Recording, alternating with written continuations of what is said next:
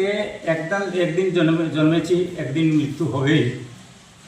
তার জন্যে যে কাউকে ভয় করবো সেটার কোনো প্রশ্নই হয়। এই ধরনের অন্যায় যদি কিছু হয় আপনারা কোনো চিন্তা করবে না, অন্তত তার প্রতিবাদ সাব্যস্ত করতেই হবে।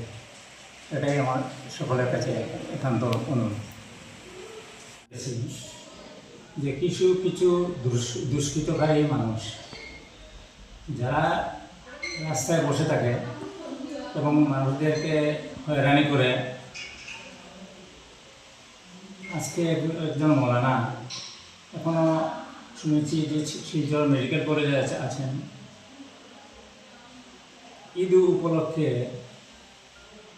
হয়তো কিছু মানুষ গরু ক্রয় করেছিলেন, কিন্তু যখন আসামের মাননীয় মুখ্যমন্ত্রী বললেন যে আপনারা এগুলা করবেন না, সমগ্র মুসলিম সমাজ প্রায় একত্রিত হয়ে সবাই একমত হয়েছেন যে আমরা এবার কোরবানিতে আমরা গরু দিয়ে কোনো কোরবানি করব না।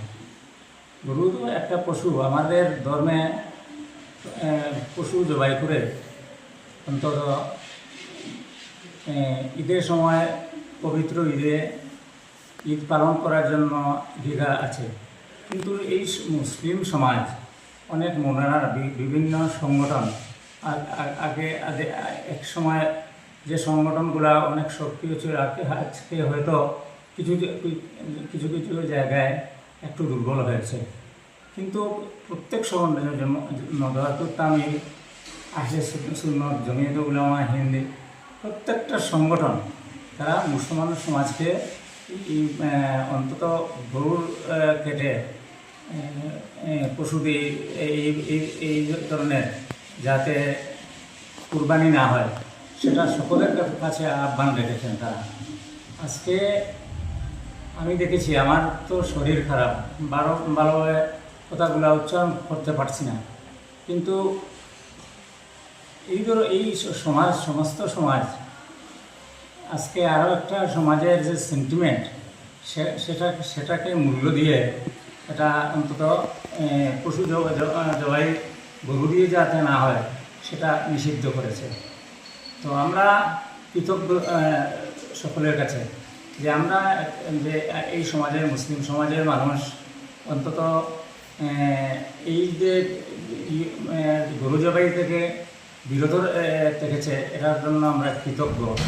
কিন্তু একটা মহিলা গতকালকে যে কথাগুলা বলেছে সে বলেছে এটা রোহিঙ্গা।